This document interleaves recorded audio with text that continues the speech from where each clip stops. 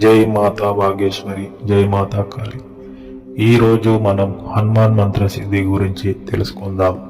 ఈ మంత్ర సిద్ధి అనేది హనుమాన్ జయంతి లేదా శ్రీరామ నవమి రోజున లేదా ఏదైనా మంగళవారం రోజున ప్రారంభం చేసి 41 రోజులు బ్రహ్మచారం పాటిస్తూ సాధన చేస్తే సిద్ధి కలుగుతుంది. ఈ మంత్ర సాధన ప్రతిరోజు ఉదయం 3 మాలలు, సాయంత్రం 3 మాలలు జపించాలి. ఇది హనుమాన్ సాధన కాబట్టి చాలా పవిత్రంగా ఉండి చేయాలి. ఈ సాధనలో మీరు కాషాయ రంగు బట్టలు ధరించి తూర్పు ముఖం తిరిగి కూర్చొని చేయాలి.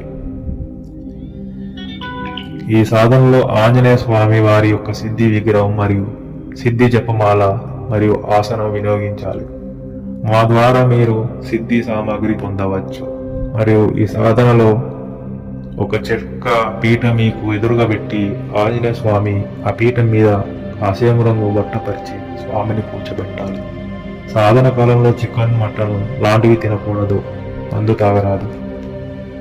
ఈ సాధన ద్వారా మీకు ఆంజనేయ స్వామి వారి యొక్క ఆశీర్వాదం, రక్షణ లభిస్తుంది. ఈ సాధన ద్వారా మీరు భూత ప్రేత పిశాచులు మరియు దుష్ట శక్తులను తరిమికొట్టవచ్చు. అంతేకాదు చేతబడి, బాణామతి లాంటివి కూడా తొలగించవచ్చు. ఈ మంత్ర దీక్షలో ఆంజనేయ స్వామి మీకు దర్శనమిస్తాడు.